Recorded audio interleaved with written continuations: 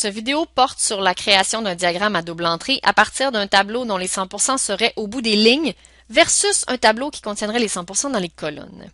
Ainsi, si vous n'avez pas déjà visionné le vidéo portant sur la création d'un diagramme double à partir d'un tableau dont les 100% sont dans les colonnes, il est vivement recommandé de le faire puisqu'il y a plusieurs des éléments dans ce vidéo-là qui ne seront pas repris ici et qui sont les mêmes.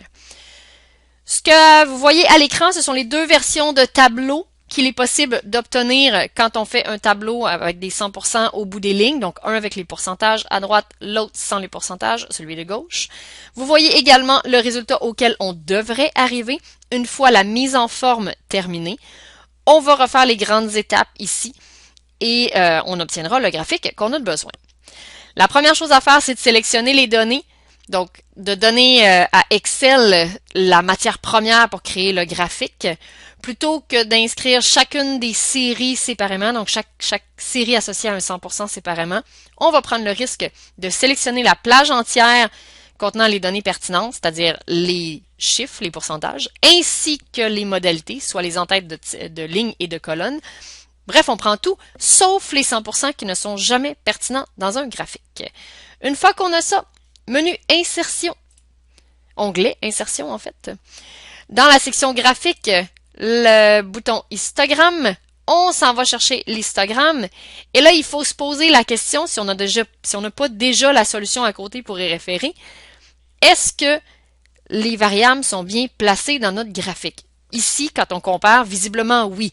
Mais si vous voulez valider le tout, il faut regarder votre tableau.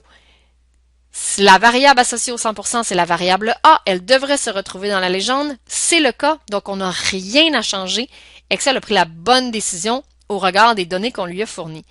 Si jamais la variable A n'est pas à la bonne place, comme par exemple si c'était comme ça, il faudrait alors changer les lignes et les colonnes, donc intervertir les deux variables avec le bouton intervertir les lignes et les colonnes. Une fois qu'on a ça, le travail est pratiquement terminé. Parce que la matière première, c'est-à-dire quelle variable aux bons endroits, quelles données utiliser, tout est déjà bien sélectionné. La seule chose qui reste à faire, c'est faire la mise en forme de votre graphique pour arriver au résultat que vous voyez à gauche de l'écran. Le titre, les axes, les graduations d'axes, les titres d'axes, le placement de la légende, etc. Pour ce qui est de la mise en forme du diagramme, on a déjà tout vu ça dans des vidéos précédentes. Référez-y aux besoins pour compléter le travail.